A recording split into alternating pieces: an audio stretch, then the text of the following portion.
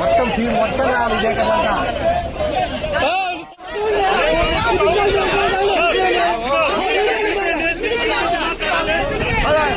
రైతుది పోలా కాకపోతే దీన్ని ఇక్కడే మళ్ళీ బ్లాక్ ని కొనను ఇంకొకళ్ళు ఇక్కడే కాటేసి ఆ ప్రాసెస్ అసలు జరగకూడదు. గోడౌన్లో జరుగుతుంది బయటికి పోయి జరగాలి. ఇల్లీగల్ గోడౌన్లో జరుగుతుంది. దీనికి ఎవరు బాధ్యులు?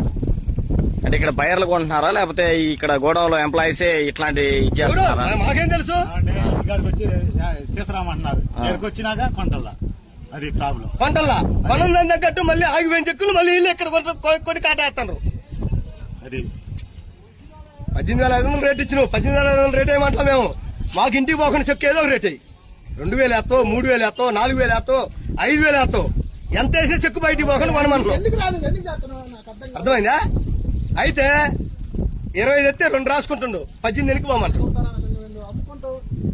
కనీసం బాడిగా ఎత్తుడు కూలి దింపుడు కూలి బాడికి కూలి రావట్లేదా? ట్రక్కు 50,000 తెస్తే 700 రూపాయలు ఇచ్చింది వీళ్ళకి దింపుడు కూలి. బాడిగా ఎంత అర్థం చేసుకో. ఆ వేసిన వాళ్ళకి ఎంత అర్థం చేసుకో. 2 చెక్కులు అమ్ముకోకపోతే ఏం చేయాలి? ఈ ఆడతో లాస్ట్ గోడ మూసేత్రంగా